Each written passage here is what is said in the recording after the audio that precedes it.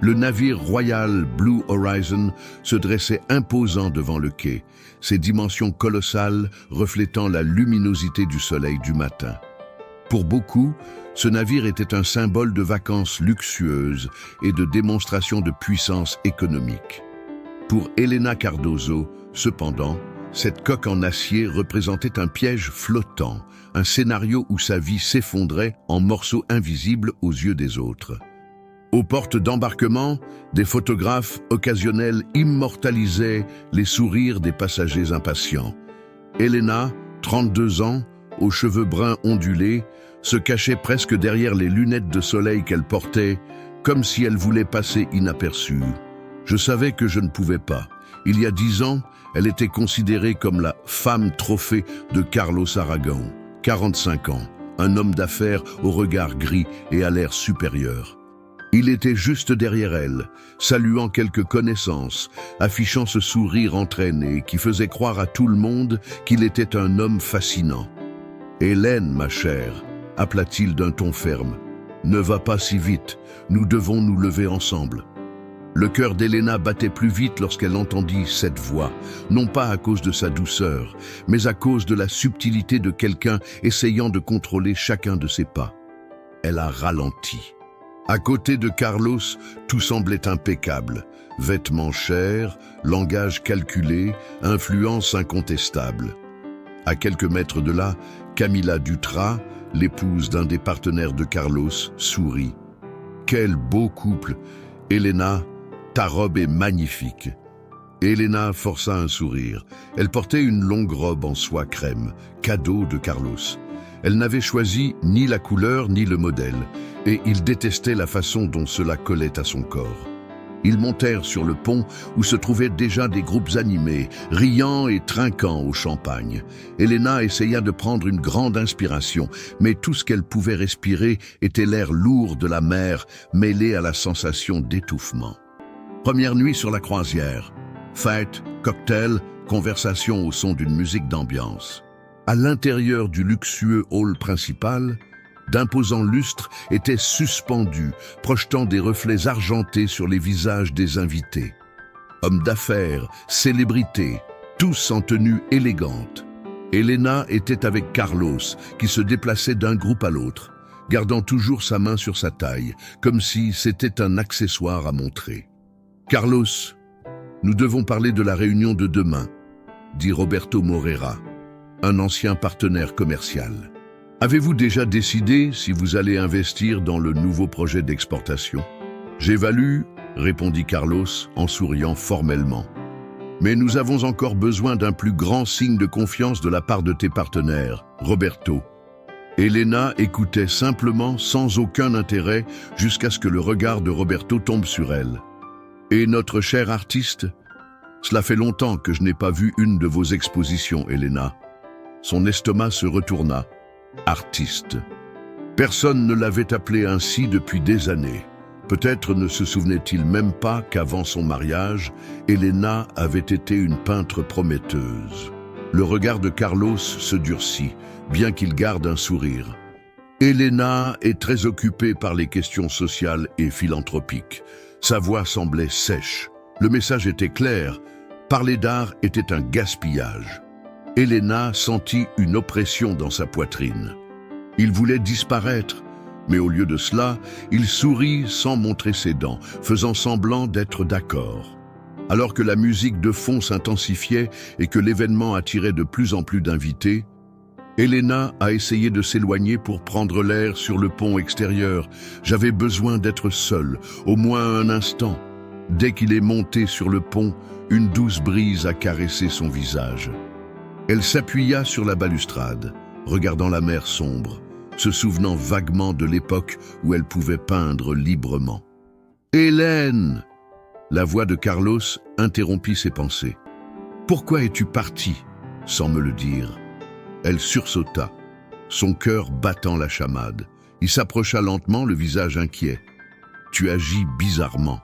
Nous avons déjà dit qu'on ne peut pas disparaître de la fête comme ça, sans explication. » Elle déglutit difficilement. « Désolé, Carlos, j'étais juste fatigué. » Il rapprocha son visage du sien.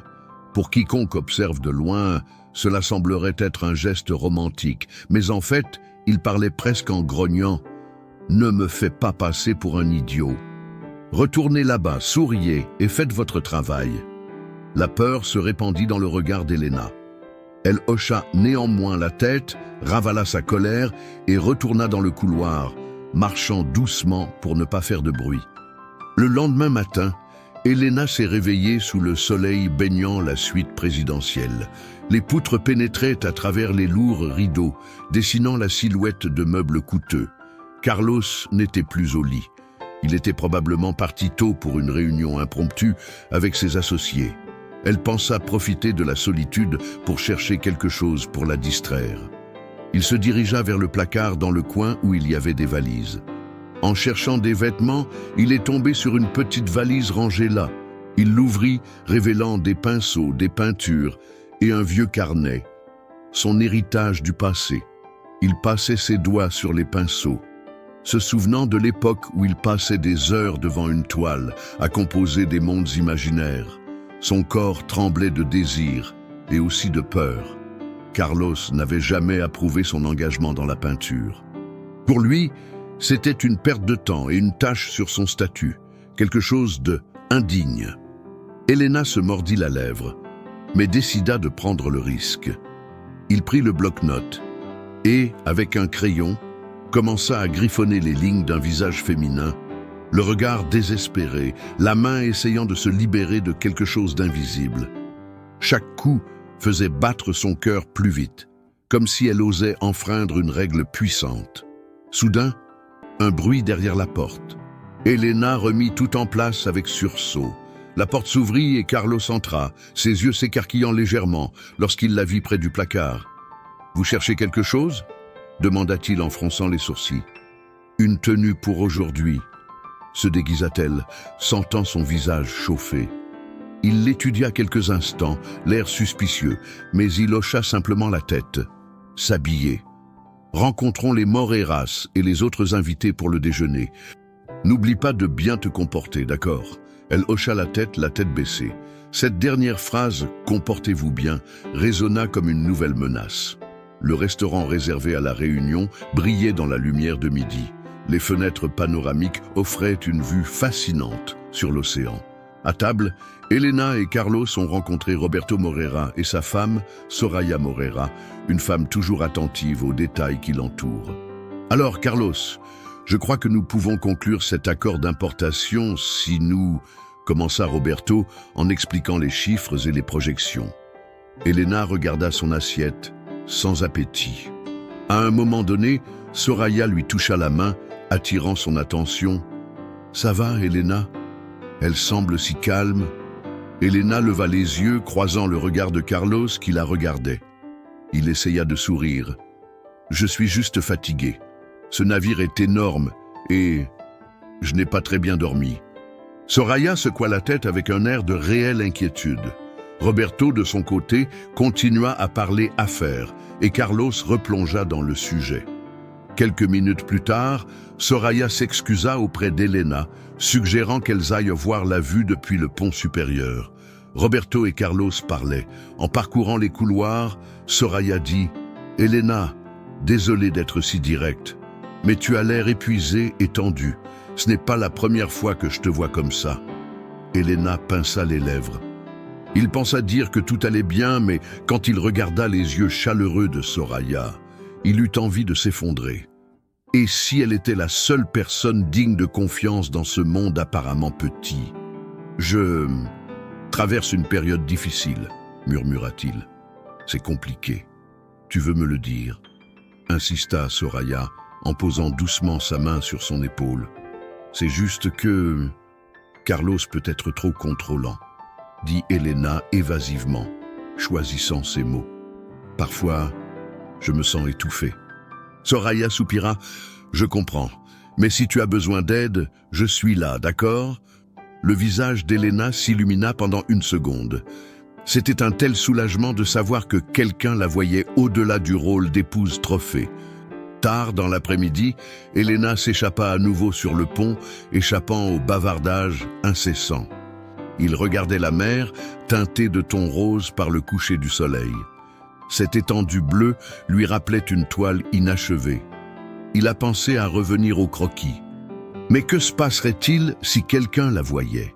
Et si Carlos le découvrait? Le vent lui décoiffait les cheveux quand elle entendit des pas. Elle se retourna, nerveuse, s'attendant à voir Carlos. Cependant, il fut surpris par un homme qui semblait être d'âge moyen, avec des cheveux gris, un air intellectuel et portant une chemise en lin froissé. « Désolé de vous déranger », dit-il avec un léger sourire. « Je suis Horacio Matos, conservateur d'art. J'organise des expositions sur des navires de luxe. Je t'ai reconnu. C'est Elena Cardozo, n'est-ce pas ?» Ses yeux s'écarquillèrent. Cela faisait des années que je n'avais pas entendu son nom associé à des expositions. « Je suis désolé, je me trompe peut-être », dit-il rapidement, remarquant son sursaut. « Mais j'ai vu vos peintures dans des magazines culturels. Vous aviez un style impressionniste moderne, n'est-ce pas ?» Elena ressentit une vague de sensations contradictoires. Une inconnue venait de mentionner le nom qu'elle avait presque oublié. La peintre Elena Cardozo. Il déglutit sèchement, confirmant. « Oui, mais c'était il y a longtemps. » Horacio s'approcha un peu plus, regardant la mer. « J'organise un spectacle demain sur le pont principal. Je pensais que peut-être... » Elle coupa. « Merci, mais je ne peins plus. Mon mari n'aime pas ça. » Le conservateur haussa les sourcils, intrigué. Avant qu'il puisse répondre, Carlos apparut, l'expression sombre. « Qui es-tu? Des fans ennuyeux ?» Horacio s'éclaircit la gorge.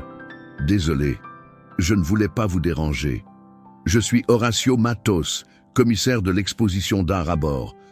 Je me suis présenté à sa femme, j'aime vraiment son travail. » Carlos laissa échapper un rire bref et sans humour. « Elle s'est retirée des écrans. Mais merci pour votre intérêt, nous devons y aller maintenant. » Il attrapa fermement le bras d'Elena et l'éloigna. Alors qu'ils marchaient dans le couloir, il siffla « Tu te montres comme un artiste ? Je t'ai déjà dit que je ne voulais pas que tu continues à donner lieu à des ragots. » Elena frissonna et resta silencieuse. À l'intérieur, il sentait la vieille flamme de l'indignation. Horacio Matos connaissait vraiment son ancien travail. Cela lui résonnait dans la tête, ramenant des souvenirs d'un moi qu'elle essayait de réprimer pour survivre dans ce mariage. Ce soir-là, le dîner de gala a eu lieu dans une salle majestueuse. Les musiciens jouaient du violon, la nourriture était servie dans de la porcelaine très fine. Elena, cependant, sentait son estomac se retourner. Carlos, à ses côtés, gardait un sourire diplomatique pour chaque personne qui s'approchait. « Alors, Carlos, dit un investisseur en trinquant avec du vin rouge, les actions de votre entreprise ont augmenté, n'est-ce pas ?»« Oui, nous nous développons, » répondit-il fièrement. Elena dit « Excusez-moi » et s'éloigna vers un endroit près des fenêtres. J'avais besoin de respirer. Il aperçut Soraya dans un coin, apparemment également ennuyée par les conversations d'affaires. Soraya fit signe à Elena de s'approcher, mais avant qu'elle puisse faire 2 pas, Carlos l'intercepta. « Tu déménages déjà? Il faut sauver les apparences, » murmura-t-il. Elle sentit son cœur palpiter. « J'en avais assez de sauver les apparences. Je veux juste m'asseoir un moment, » dis-je sans le regarder. Il fronça les sourcils. « Pas maintenant. Allons à la table de Dutra. Nous devons leur parler. » Elle obéit en gardant le silence. Tout son corps réclamait une minute de paix. Mais Carlos l'entraîna là où Camila Dutra et son mari riaient de quelque chose qui ne l'intéressait certainement pas. À l'intérieur, Elena criait « Assez !» Le lendemain matin, Elena s'est réveillée avant Carlos. Elle le regarda, immobile sur le lit, et décida « Je vais dessiner ». Il prit son carnet caché, s'assit près de la fenêtre et commença à esquisser la même figure féminine avec désespoir, mais en ajoutant maintenant des couleurs, en imaginant des coups de pinceau forts. La femme dans l'illustration tendait ses mains hors d'une cage invisible. Le soleil illuminait le papier, révélant des nuances qui la faisaient se sentir vivante pendant quelques instants. Elle était tellement absorbée qu'elle n'a pas remarqué que Carlos se levait derrière elle. « Qu'est-ce que c'est » Sa voix semblait rauque. Elle s'est figée. Elle le regarda prendre le bloc-notes de ses mains et examiner l'image. « Tu dessines toujours ?» demanda-t-il, incapable de cacher son irritation. « C'est juste quelque chose de personnel, Carlos. Je ne vais pas exposer. » Il a jeté le bloc sur le lit. « Je ne pense pas que ce soit drôle. Je vous ai déjà dit que cela pourrait nuire à notre image. Les gens peuvent penser que vous ne faites pas votre travail. » Elena ressentit un pincement de colère, mais baissa la tête. « Je n'ai pas l'intention de le montrer à qui que ce soit. Désolé. » Avec un soupir de mépris, il posa le bloc-notes et alla dans la salle de bain pour se préparer. Elena a repris le carnet. Les feuilles n'étaient pas endommagées, mais elle sentait que l'âme l'était. Au cours de la journée, Elena a remarqué des mouvements étranges. Carlos recevait des appels téléphoniques mystérieux. Il parlait à voix basse, l'empêchant d'entendre. Quelque chose à propos de chargement, court terme et investisseurs extérieurs. D'un coup d'œil, elle remarqua son expression tendue. Puis il partait en disant seulement « Reste dans la pièce, repose-toi ». Elle obéit mais ne se détendit pas. Je pouvais sentir les ennuis. Il décide alors de fouiller dans les tiroirs et les dossiers de la suite présidentielle qui regorgent de documents. Il a trouvé des relevés de comptes dans des paradis fiscaux, des contrats avec des entreprises obscures, des noms qu'il ne reconnaissait pas. Il a enregistré autant de photos et de notes qu'il le pouvait sur son téléphone portable. Avant de revenir, il entendit des bruits de pas dans le couloir. Il a tout sauvé. Quand Carlos est entré, il était sur le canapé avec la télévision allumée, faisant semblant d'être distrait. Il la fixa longuement, comme pour la mesurer. « Tu es très calme. Tu n'es allé nulle part aujourd'hui, n'est-ce pas ?» Elle secoua la tête. « Je suis juste resté ici. » Il garda son regard méfiant, mais ne dit rien d'autre. La nuit, alors que la plupart des passagers profitèrent des fêtes, Elena vit la cabine à nouveau vide. Carlos était parti en prétextant des rendez-vous d'affaires. La tension qui la dominait s'aggrava. Affaires, en croisière. Il pensait à Horacio Matos, conservateur d'art. « Puis-je vous demander de l'aide ?» Il décide de chercher Horacio déguisé. Il parcourut les couloirs jusqu'à atteindre une petite galerie sur le pont inférieur où des peintures et des sculptures étaient installées pour l'exposition du lendemain. Il y avait un homme d'âge moyen, feuilletant des papiers et parlant à un assistant. En la voyant, il fut visiblement surpris. « Hélène, êtes-vous venue voir l'exposition ?» demanda-t-il en essayant d'être poli. Elle regarda autour d'elle avec appréhension. « En fait, je suis venu pour parler. J'ai besoin de conseils. » Il indiqua une chaise, s'éloigna de l'assistant et s'assit. Elena s'est approchée. « Tu as dit que tu admirais mon travail, mais je n'ai pas peint depuis longtemps. » Mon mari n'approuve pas. Il haussa un sourcil. « Pardonnez-moi de demander, mais pourquoi? Vous n'avez pas besoin d'autorisation pour produire de l'art. » Elle baissa les yeux. « Carlos est contrôlant. Et je pense qu'il est impliqué dans quelque chose de grave, d'illégal. J'ai trouvé des documents, mais j'ai peur. » Horacio prit une profonde inspiration. Il semblait comprendre qu'il y avait plus dans cette histoire qu'un simple conflit conjugal. « À qui pourrais-tu parler? Des amis, de la famille? Je n'ai plus personne en qui avoir confiance maintenant, sauf peut-être Soraya Moreira, mais... » Il hésita. « Je ne sais pas si je peux la mettre en danger. » Horacio se leva, se dirigea vers un dossier et en sortit une carte. « Je connais un détective privé, Ramiro Costa. Il a aidé des artistes dans des situations délicates. Si vous avez vraiment trouvé quelque chose de compromettant et que vous avez besoin de protection, peut-être qu'il peut vous aider. » Elle prit la carte et la mit dans sa poche. « Merci, mais ne le dites à personne, s'il vous plaît. » Il hocha la tête. Avant qu'il ne puisse dire quoi que ce soit d'autre, Elena dit au revoir et partit, regardant par-dessus son épaule pour s'assurer qu'elle n'était pas suivie. Ici que, enfermée dans la cabine, tenant la carte, Elena réfléchissait à ses prochaines étapes.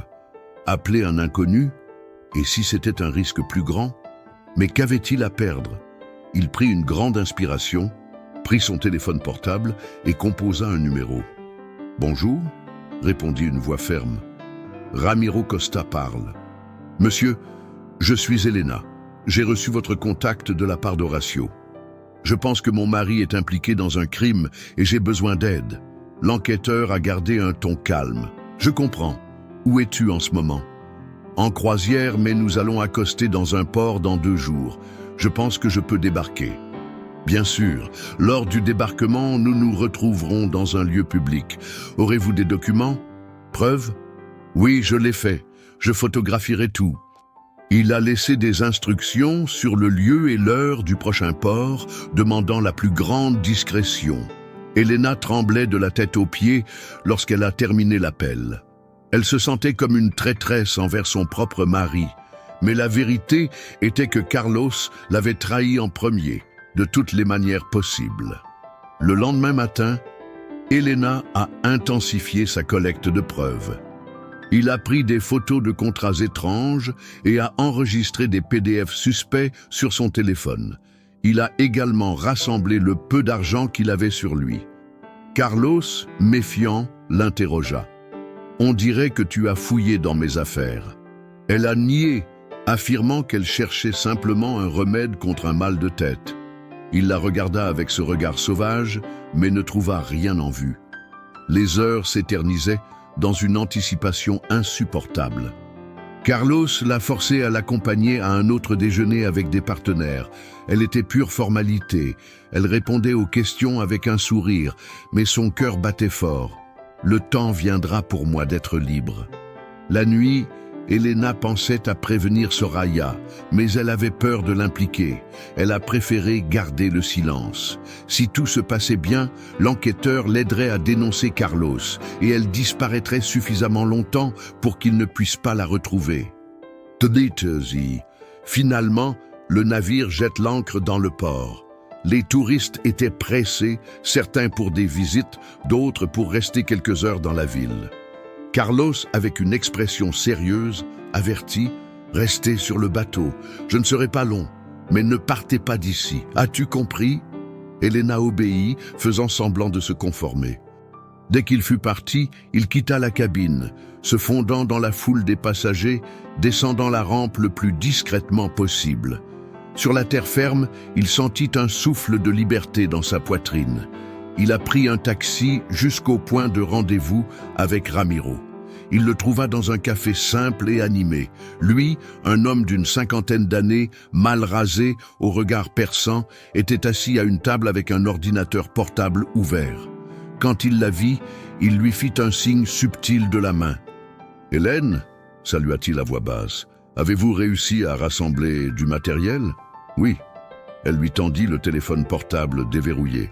« Tout est là, et j'ai des notes sur une clé USB. » Ramiro connecta son téléphone portable à l'ordinateur portable, analysant certains fichiers avec une expression de plus en plus surprise. C'est énorme. Fraude, contrebande, corruption politique. Votre mari est plongé dedans. Et maintenant ? La voix d'Elena tremblait. Je contacterai des personnes en qui j'ai confiance. Pour l'instant, vous ne pouvez pas retourner au navire. Il sait probablement déjà que tu t'es échappé. Le cœur d'Elena s'emballa, confirmant ses plus grandes craintes. Il pensait à Soraya, qui était toujours là, mais il n'y avait aucun moyen de la prévenir sans révéler sa propre évasion. « Viens », dit Ramiro en rangeant son ordinateur portable et en l'appelant. « Je connais un endroit sûr. » Dans un petit appartement à la périphérie du port, Hélène a laissé tomber son sac sur un vieux fauteuil. Les fenêtres donnaient sur une ruelle. L'endroit était modeste, mais à chaque minute qu'elle y passait, elle se sentait plus à l'aise que dans la suite luxueuse. « Va prendre une douche, repose-toi », suggéra Ramiro. « Je vais contacter quelques collègues de la police. Avec cette quantité de preuves, nous pouvons commencer une enquête. » Elle hocha la tête, épuisée. « J'avais besoin de tout traiter. » Après une douche, il s'est assis sur le canapé, vêtu de vêtements simples que l'enquêteur lui avait fournis. Il regarda ses mains, toujours tremblantes. Dès la tombée de la nuit, son portable vibra. plein de messages de Carlos. Où es-tu? Reviens maintenant, tu vas le regretter, je te le jure. À chaque message, la peur se ravivait. Ramiro lui prit l'appareil des mains. Il vaut mieux ne pas répondre. Il a déjà remarqué que tu étais absent. D'une voix fragile, Elena demanda « Et s'il me trouve? Il a beaucoup d'argent, de pouvoir, de contacts. » Ramiro prit une profonde inspiration. « Nous ferons de notre mieux pour vous protéger, mais nous devons accélérer cette enquête. Et si vous le pouvez, signaler tout publiquement aussi. » Publier. Elle pensait aux répercussions, au scandale. Mon Dieu! C'est le moyen le plus efficace de faire pression sur les autorités pour qu'elles agissent. S'il était les jours suivants, Elena dormit à peine. Les médias commentaient déjà la disparition de l'épouse d'un important homme d'affaires lors d'une croisière.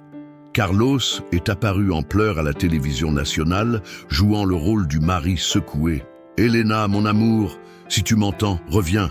Je ne sais pas ce qui s'est passé, je veux juste que tu reviennes saine et sauve. » Elle regardait cela avec nausée, ne croyant pas à son cynisme.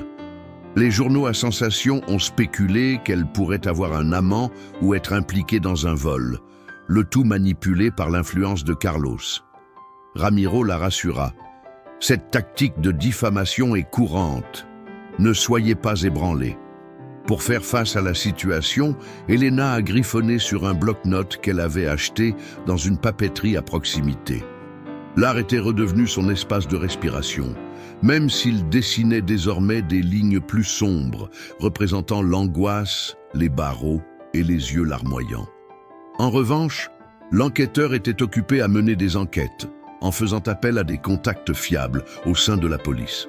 Cependant, on ne peut jamais être trop prudent, car Carlos pourrait avoir des agents corrompus travaillant en sa faveur. Un après-midi, Elena reçut une visite inattendue. Soraya Moreira a frappé à la porte de l'appartement, épuisée, avec des cernes sous les yeux. « Comment? M'as-tu trouvé ?» demanda Elena, étonnée. Soraya entra, ferma la porte avec un soupir de soulagement. « C'était difficile, mais j'ai réussi à retrouver quelques indices. J'avais besoin de te voir. » « Pourquoi? » Carlos est hors de contrôle. Lui et Roberto, ils parlent d'une opération Phénix, quelque chose de bien plus grand que de simples affaires, des choses illégales. Je veux aider. Elena ressentit un mélange de gratitude et de peur. « Soraya, c'est dangereux, tu ne peux pas t'impliquer. Je suis déjà impliqué, » s'exclama-t-il les larmes aux yeux. Roberto me garde dans l'ignorance, mais j'ai entendu des conversations étranges, des menaces. Et j'étais inquiet pour toi. Ramiro apparut dans la pièce, évaluant la visite avec prudence. Elena le lui a présenté.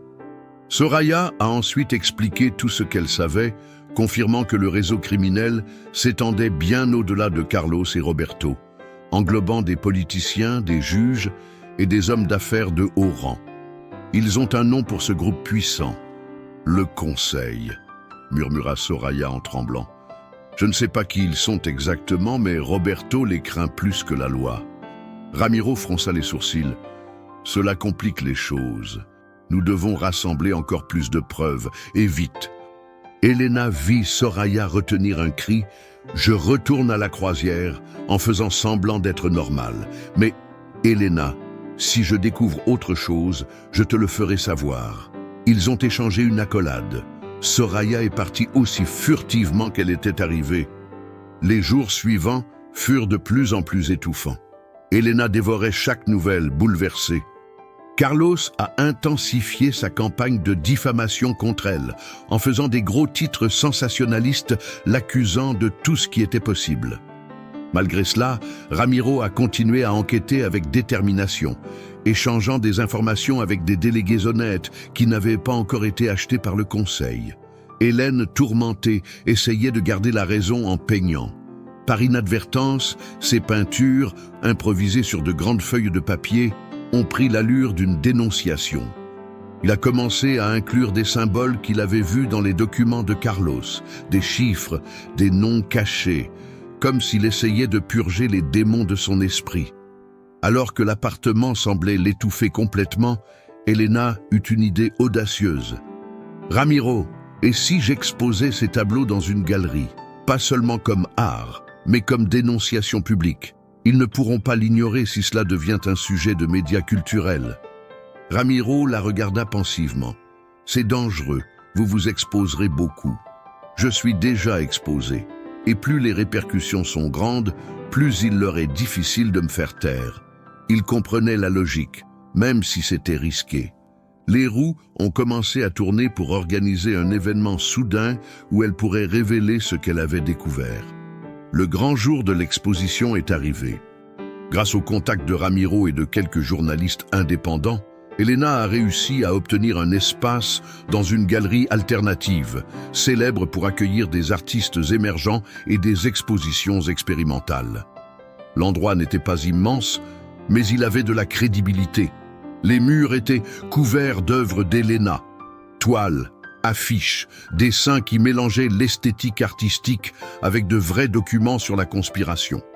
Chaque tableau comportait des références aux noms, aux valeurs et aux personnages qu'elle avait découverts dans les archives de Carlos. L'invitation à l'événement, diffusée sur les réseaux sociaux, disait « La vérité dans l'ombre ». Exposition d'Elena Cardoso. Quelques heures avant l'ouverture, Elena tremblait d'anxiété.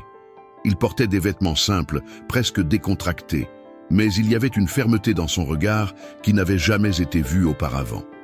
Ramiro a coordonné la sécurité en plaçant des personnes de confiance à la porte et à l'intérieur de la galerie. Soraya était apparue, apportant la nouvelle que Roberto et Carlos étaient réunis, furieux, prêts à toute action désespérée. « Le conseil ne laissera pas faire », a averti Soraya. « Ils sont capables de tout. » Elena prit une inspiration, tordant ses mains moites. « Nous devons le faire. » À l'heure dite, la galerie commença à se remplir. Des journalistes curieux, des blogueurs d'art et même des critiques renommés qui se souvenaient du nom d'Elena grâce à des expositions passées. Elle se tenait à la porte, dans une sorte de réception informelle, saluant tout le monde avec un sourire tendu. À 7 heures, l'un des organisateurs a demandé le silence pour qu'Elena puisse parler. Sur une petite scène improvisée, elle s'éclaircit la gorge, les yeux humides de nervosité. « Bonne nuit, je remercie tout le monde d'être venu. Tout d'abord, je suis désolé si vous êtes mal à l'aise. J'ai passé des années sans exposer, et les œuvres que vous verrez ici ne sont pas que de l'art. Ils racontent une histoire vraie que je vis. Une histoire de manipulation, de violence et de crime. » Un murmure parcourut le public. Les caméras des téléphones portables étaient déjà pointées. Certains journalistes diffusent en direct sur les réseaux sociaux. Elena a continué. « Je pourrais écrire un dossier ou fournir des preuves de manière anonyme, mais choisir de peindre était mon cri de liberté. Chaque écran reflète une partie du plan criminel que j'ai découvert, dirigé par des personnes puissantes, dont mon mari, Carlos Aragon. C'est risqué, mais la vérité doit prévaloir. » Les gens se regardaient, surpris par l'audace. Elena a ensuite demandé à tout le monde de se promener dans l'exposition. Dans chaque image, des légendes dénonçaient des valeurs suspectes, des noms de sociétés écrans, des transactions illégales. Tout est codé en coups de pinceau et collage de documents imprimés. La réaction a été immédiate. Les journalistes ont commencé à enregistrer des vidéos et des interviews. Certains, incrédules, ont remis en question la véracité des allégations. Elena a expliqué, en montrant des photos et des extraits originaux qu'elle avait conservés. Le bruit s'intensifiait et la galerie prenait une atmosphère d'urgence. Soudain, un groupe d'hommes en cravate est entré. L'un d'eux avait l'apparence d'un agent de sécurité privée, l'autre semblait être le conseiller de Carlos. Ils ont tenté d'avancer vers Elena, mais ont été arrêtés par 2 policiers infiltrés qui étaient en service sur les lieux. L'agitation a attiré encore plus d'attention. « Cette exposition est une farce !» a crié l'un des hommes de main. « Supprime ça !»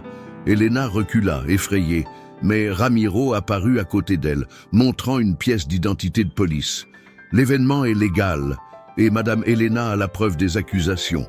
Je vous suggère de ne rien toucher. Les caméras se sont concentrées sur cette discussion, la diffusant en direct. La confusion n'a fait qu'accroître la curiosité populaire. Bateau. Quelques minutes plus tard, les lumières ont clignoté et se sont éteintes. Une panne de courant soudaine a plongé la galerie dans l'obscurité. Des cris résonnèrent. Elena se figea intérieurement. Essayait-il de saboter l'exposition ou quelque chose de pire? C'est à ce moment-là qu'il entendit des pas précipités. Une main l'attrapa et l'attira. Elle essaya de se libérer, mais la voix de Ramiro résonna dans son oreille. « C'est moi. Sortons d'ici maintenant. » Il la conduisit à l'arrière, à l'aide d'une lampe de poche. Soraya arriva terrifiée. Ils traversèrent des couloirs étroits jusqu'à atteindre une rue latérale. Une voiture les attendait, moteur tournant. Ils sont entrés soudainement et le chauffeur a démarré, disparaissant dans la nuit. Elena regarda en arrière, voyant les rues s'éloigner. Le cœur battait comme un tambour. « Tu as eu le temps de tout montrer ?» demanda-t-il, presque essoufflé. « Oui », assura Ramiro. Cette diffusion en direct était suffisante. Cela s'est déjà répandu sur Internet. Le conseil et son mari auront du mal à dissimuler ce qu'ils ont vu. Soraya, assise à côté de lui, essuya son visage en sueur. « J'espère que la police décente agira rapidement. » Plus tard, après avoir été emmenée au poste de police, Elena a reçu un flot de nouvelles. Le principal, certains membres du conseil, pris par surprise, ont commencé à agir pour faire taire les sources et brouiller les pistes. La tension montait et Carlos, qui avait disparu après le fiasco de la galerie, fut recherché pour obtenir des éclaircissements. Malheureusement, ils vont réagir, prévient Ramiro. Les gens de ce calibre n'acceptent pas de se laisser faire sans se battre. Et qu'allons-nous faire? La voix d'Elena tremblait. Nous devons la protéger. Ne sortez pas seul. Certains policiers de confiance monteront la garde, mais vous devrez rester loin des lieux publics pendant quelques jours.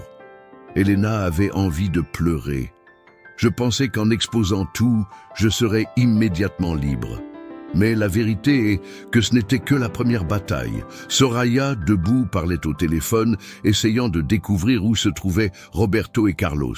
Il raccrocha, le visage secoué. Il paraît qu'ils se sont échappés. La police a des mandats d'arrêt, mais ne parvient pas à les trouver. Elena porta sa main à sa bouche, ravalant son désespoir. Si Carlos se cachait, il pourrait tout tenter contre elle. Le temps s'écoulait dans l'angoisse. Les médias ont continué à rapporter ces allégations. Des médias indépendants en ont parlé et même des chaînes de télévision plus importantes ont commencé à couvrir le sujet, même si certaines ont tenté de discréditer Elena. Dans le même temps, plusieurs hommes politiques et hommes d'affaires corrompus ont été mentionnés. Une crise se profilait au sommet. Elena avait été placée dans un abri temporaire, sous la garde de 2 agents. Un après-midi, il a appris que son histoire avait un large écho sur Internet, mobilisant les gens pour protester contre la corruption. Elle pleurait, soulagée et bouleversée, devant une télévision qui répétait les gros titres « La femme d'un homme d'affaires accuse son mari et un réseau de crimes secrets ». Ramiro apparut à ses côtés, posant sa main sur son épaule. « Tu es courageux, mais ne baissez pas la garde. » Elle soupira. « Je ne sais même pas si je suis courageux. Je suis juste fatigué de vivre dans la peur. » Quelques jours plus tard, un appel urgent a ébranlé ce calme apparent. Les agents fédéraux, après avoir suivi les informations des enquêtes, ont demandé à Elena de se présenter dans un poste de police spécialisé pour donner un témoignage formel et consolider l'enquête. Ramiro a averti « Nous irons en voiture officielle. Le moindre faux pas peut être dangereux. » En chemin, Elena regarda par la fenêtre, se souvenant du moment où elle était montée à bord du navire Blue Horizon. Cela semblait être une éternité. À un moment donné, il est passé devant une affiche géante de Carlos, figurant dans une ancienne publicité de campagne caritative. Il sentit un frisson. C'était comme voir un fantôme. Arrivé au commissariat, une dizaine de journalistes se bousculaient, posant des questions. Elena baissa la tête et entra rapidement. À l'intérieur, il a donné son témoignage pendant des heures, décrivant les attaques, les fraudes, les documents. À la fin, j'étais épuisé, mais avec le sentiment que chaque détail ajouté était un clou dans le cercueil de l'organisation de Carlos. Une nuit, Elena a essayé de dormir dans la chambre sécurisée, mais le sommeil ne venait pas. Soudain, il entendit des cris et des bruits en bas. Il courut s'enfermer dans la salle de bain, craignant le pire. De là, j'ai entendu des pas lourds, un fracas comme si quelque chose se brisait. Puis, des voix de policiers ordonnant à quelqu'un de se rendre. Puis le silence. Elle ouvrit la porte, le cœur battant la chamade. Il trouva Ramiro et les deux agents, haletants. Il y avait un homme inconscient sur le sol, apparemment un homme de main envoyé pour pénétrer dans la maison. « Nous avons réussi à l'arrêter », a déclaré un policier. Mais cela confirme qu'il savait où tu étais. Elena serra son propre corps dans ses bras, les yeux remplis de larmes. Je ne pouvais pas rester là. Une fois de plus, elle a dû emballer ses quelques affaires pour être transférée dans un autre endroit, encore plus confidentiel. À chaque changement, c'était comme si la vie perdait sa stabilité. À ce stade, Soraya a rapporté que des informations internes avaient fuité. Le conseil prévoyait un nettoyage, appelé Projet Résurrection, pour éliminer toute menace. Elena était en tête de liste. Ce plan terrible comprenait des attaques, la destruction de preuves et la corruption des autorités.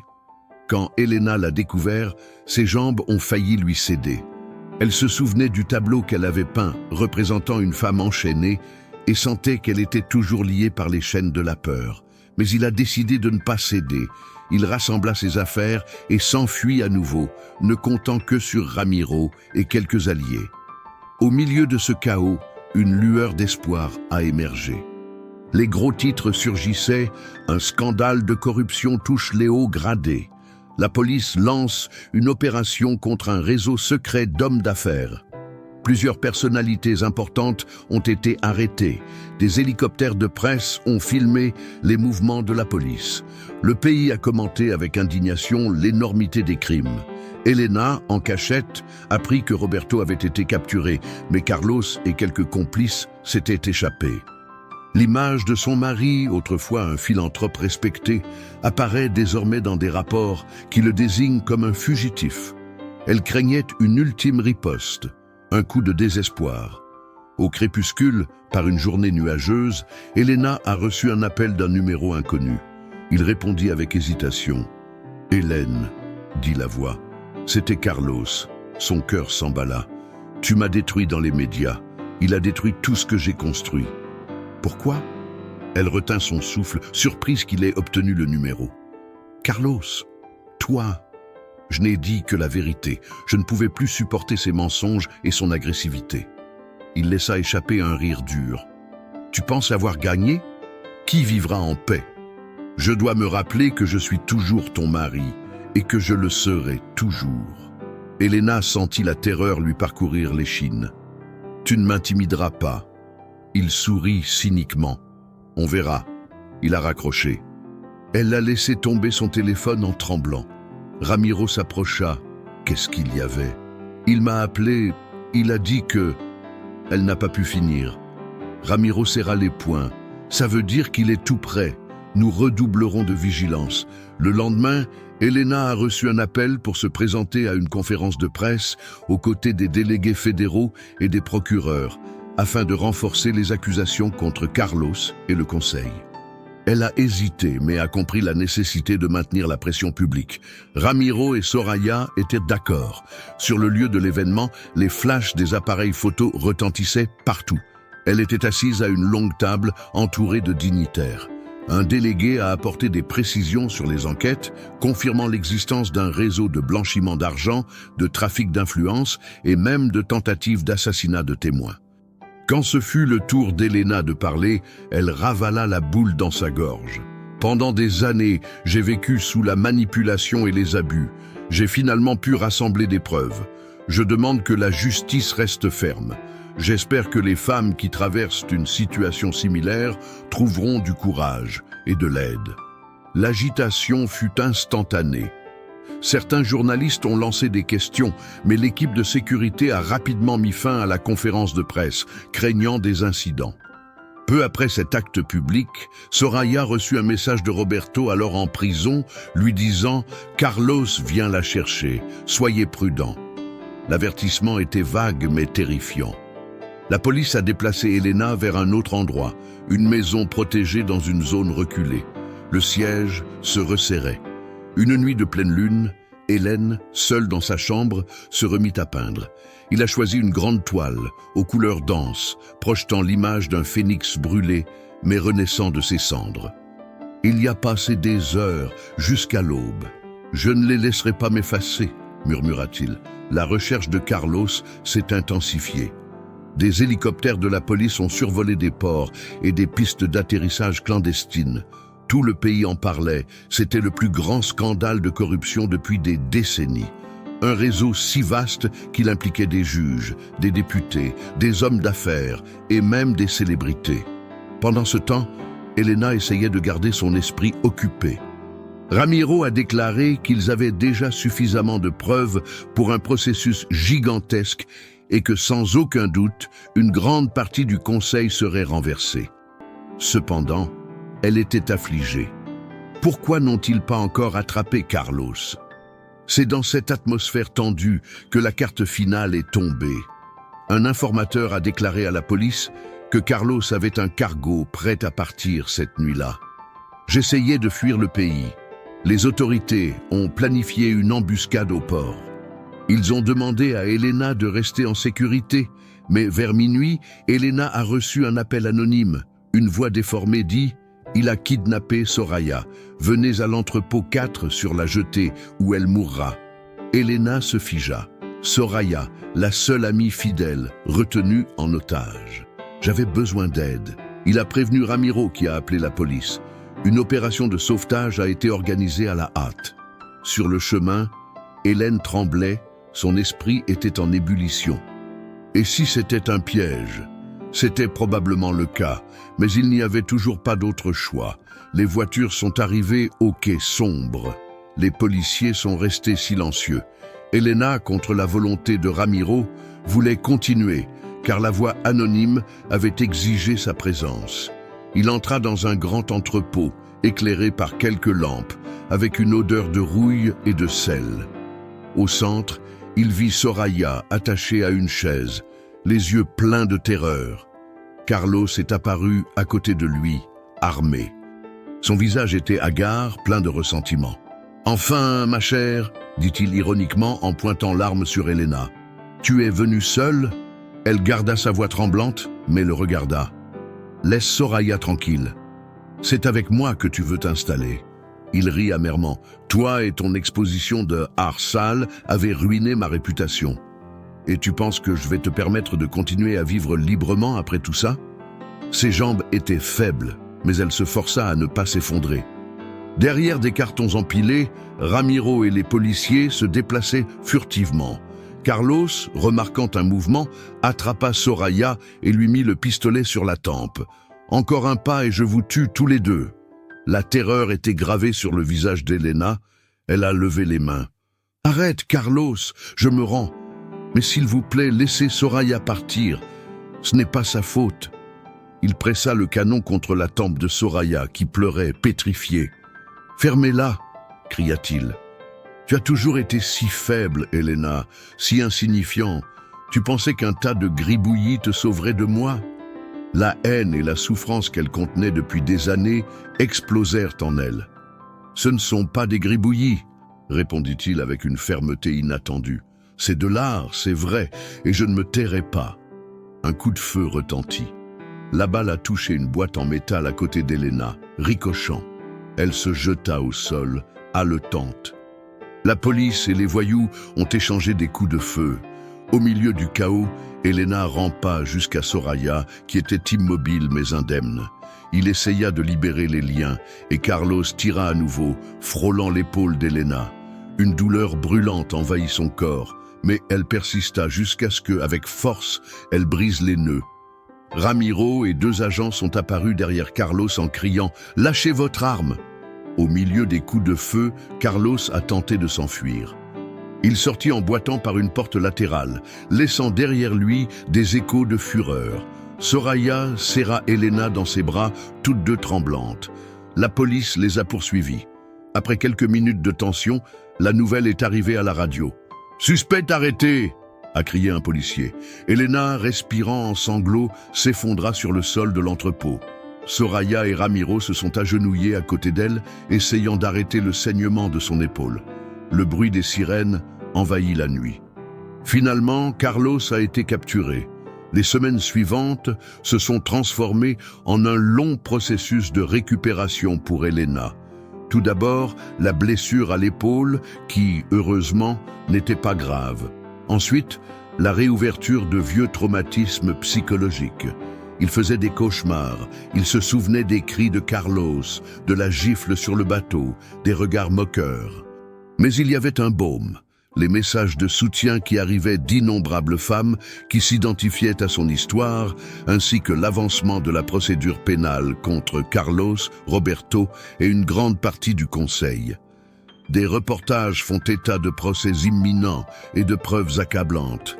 La conspiration s'effondrait. Un jour ensoleillé, Ramiro lui rendit visite et lui apporta des journaux. Les gros titres disent « Des condamnations historiques contre un système de corruption ». L'homme d'affaires, Carlos Aragão, reçoit la peine maximale. Elle le lut en tremblant, mais sentit une légèreté dans sa poitrine. Cela signifiait-il qu'il était enfin libre ? Soraya, qui est restée à ses côtés presque tout le temps, a également réfléchi à sa propre vie. Roberto, son mari, purgera une longue peine. Elle-même a repensé à tout ce qu'elle avait vécu dans ce monde de luxe. Maintenant, elle était déterminée à tout recommencer. Lorsqu'Elena sortit de l'hôpital et s'installa dans un petit appartement, elle commença discrètement à peindre plus fréquemment. Elle a ouvert toutes les boîtes de peinture qui restaient et pour la première fois depuis des années, a fait quelque chose pour elle-même sans crainte de représailles. Son atelier de fortune recevait la lumière de la fenêtre le matin et elle peignait jusqu'à l'épuisement. Les thèmes étaient toujours forts, parlant de douleur mais aussi de renaissance. Il a travaillé sur l'image d'une femme, sur la mer agitée, tenant un pinceau comme s'il s'agissait d'une épée. J'ai senti que chaque couleur représentait une émotion surmontée. Dans le même temps, certains avocats l'ont approchée pour discuter du divorce. Elle a décidé de tout signer immédiatement, mettant fin une fois pour toutes au lien juridique qui la liait à Carlos. Une fois le processus terminé, elle a ressenti un souffle de liberté. Enfin, Elena Cardoso. Quelques mois plus tard, une galerie d'art a annoncé l'ouverture d'une nouvelle exposition personnelle, Reborn from Shadows, d'Elena Cardoso. Le nom dit tout. Elena, désormais plus confiante, a choisi de présenter son parcours au monde à travers la peinture. Les invitations comprenaient un bref résumé, sans mentionner directement l'affaire scandaleuse, mais il était impossible de la séparer des répercussions qu'elle avait eues. Le jour de l'ouverture, les critiques et les curieux ont rempli l'espace. Les écrans présentaient des éléments symboliques, des chaînes brisées, des cages ouvertes, des ailes tachées mais fermes, représentant le dépassement. Dans l'une des pièces, il y avait un panneau gigantesque sur lequel étaient collées des coupures d'articles de presse, sur lequel Elena s'était peinte, debout, face à l'observateur. L'événement a fait grand bruit. Dans un coin, Soraya regardait, émue, Elena être interviewée par les médias internationaux. La question récurrente était « Quel effet cela fait-il d'exposer cette douleur ?» Elena répondit, sa voix calme mais vibrante. « L'art était ma façon de crier quand je n'avais pas de voix. Aujourd'hui, je crie non seulement pour moi-même, mais aussi pour ceux qui sont encore prisonniers du silence. » Au dernier moment de l'exposition, Elena s'est retirée sur le balcon de la galerie, contemplant les lumières de la ville. Tout semblait différent de ce pont luxueux où il avait subi l'humiliation. Un vent doux caressa ses cheveux et elle se souvint d'elle-même, il y a longtemps, perdue et effrayée. Maintenant, elle avait l'impression de maîtriser son propre chemin. Non pas qu'elle soit complètement guérie, elle avait encore des cicatrices, des nuits blanches, des traumatismes qui prendraient des années à guérir. Mais elle était déterminée à continuer, une étape à la fois, soutenue par l'art et la vérité qu'elle avait choisi d'exposer. Lorsque les rideaux de la galerie se sont refermés sur le public, Elena a marché entre les toiles en silence. Chacun d'eux racontait un chapitre douloureux, mais portait aussi la victoire de ne pas avoir été détruit. Dans un coin, une grande toile de phénix, pleine de couleurs chaudes. Elle sourit en touchant le tableau. « Nous sommes plus forts que nous le croyons », murmura-t-il. À ce moment-là, Ramiro s'est approché, amenant Soraya. Les deux amis se sont serrés fort dans les bras, des larmes d'espoir brillant. L'enquêteur affichait un air satisfait de les voir sains et saufs et reconstruire leur vie. Ainsi se termina le cercle qui avait commencé avec Elena en silence, embarquant sur un navire qui s'était transformé en cauchemar. À ce moment-là, dans le silence de la galerie, elle renaît, libre et prête à peindre les prochains chapitres de son histoire. Maintenant, avec sa propre lumière. Fin.